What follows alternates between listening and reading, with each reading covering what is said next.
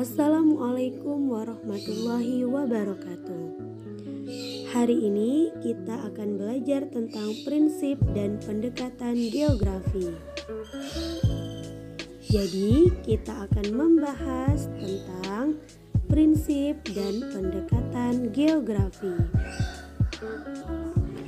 Prinsip dalam ilmu geografi merupakan dasar dalam menguraikan, mengkaji, menganalisis, serta mengungkapkan gejala, variabel, serta faktor dan masalah geografi.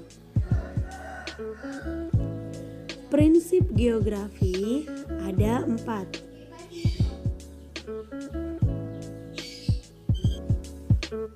Yang pertama, prinsip deskripsi atau penggambaran. Prinsip deskripsi dapat diartikan sebagai penjelasan lebih lanjut tentang fenomena geografi secara detail, disertai peta, tabel, grafik, dan lainnya. Contoh, peta curah hujan. Peta curah hujan ini menggambarkan curah hujan yang ada di Indonesia. Bagaimana keadaan curah hujan di setiap daerah di Indonesia. Peta posisi lempeng dunia menggambarkan bagaimana posisi lempeng-lempeng di dunia.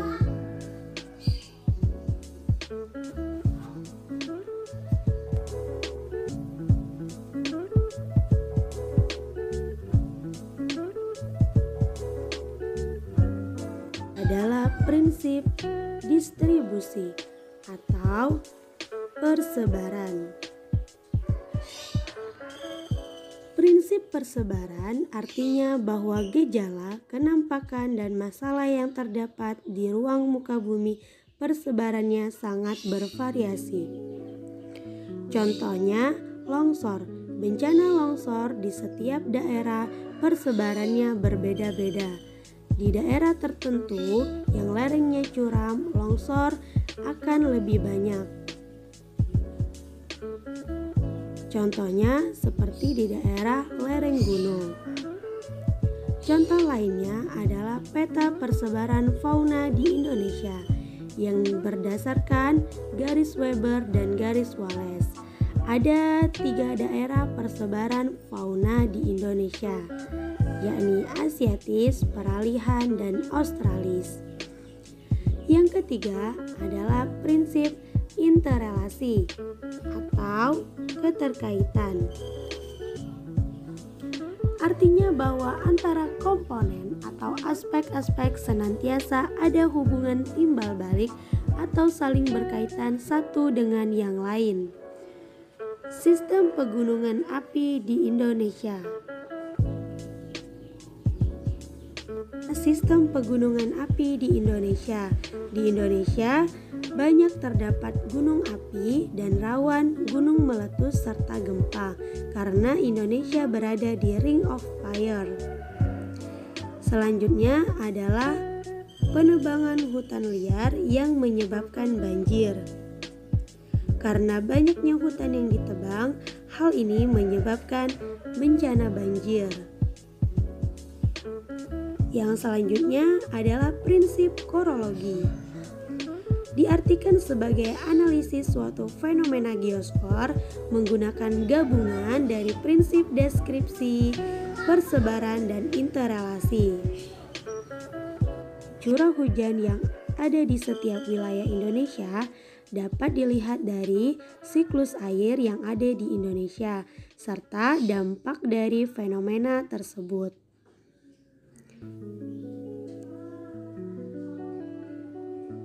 Selanjutnya,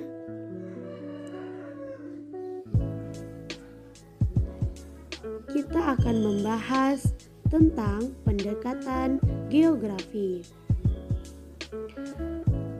yakni adalah langkah dan metode yang digunakan untuk analisis dan memahami gejala serta fenomena geospor terutama pada interaksi antara makhluk hidup terhadap lingkungan.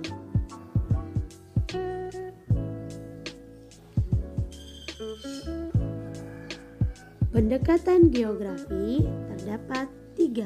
yakni pendekatan keruangan atau spasial, pendekatan lingkungan atau ekologi, dan pendekatan kompleks wilayah atau regional. Pendekatan utama dan ciri khas geografi yang melihat suatu gejala dari prinsip sebaran, keterkaitan, dan deskripsi. Contohnya adalah sebidang tanah. Misalnya adalah sebidang tanah harganya mahal karena tanahnya subur dan terletak di pinggir jalan. Misalnya tanah ini memiliki produktivitas pertanian atau tanahnya letaknya strategis.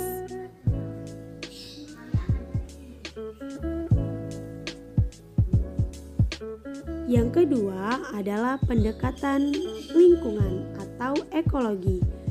Pendekatan ekologi memiliki hubungan yang erat dengan ilmu biologi, yaitu melihat hubungan atau interelasi yang ditunjukkan antara makhluk hidup dengan makhluk hidup lainnya atau dengan komponen lingkungan lainnya.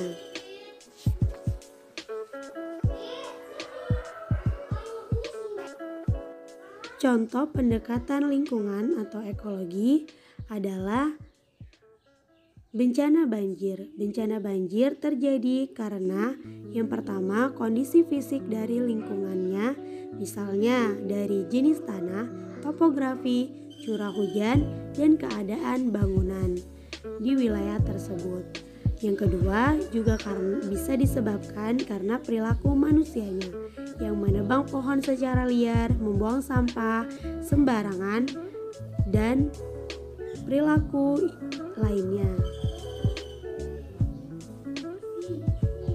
Selanjutnya yaitu pendekatan kompleks wilayah atau regional merupakan pendekatan kompleks yang merupakan pendekatan yang melakukan studi dengan membandingkan wilayah di muka bumi berdasarkan aspek keruangan dan lingkungannya.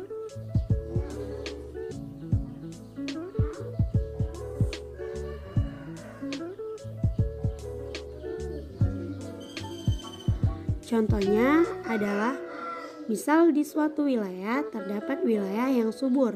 Di Indonesia merupakan contoh wilayah yang subur. Tetapi di wilayah lain, contohnya di Arab Saudi, merupakan wilayah yang tandus atau wilayah gurun. Sekian dan terima kasih. Wassalamualaikum warahmatullahi wabarakatuh.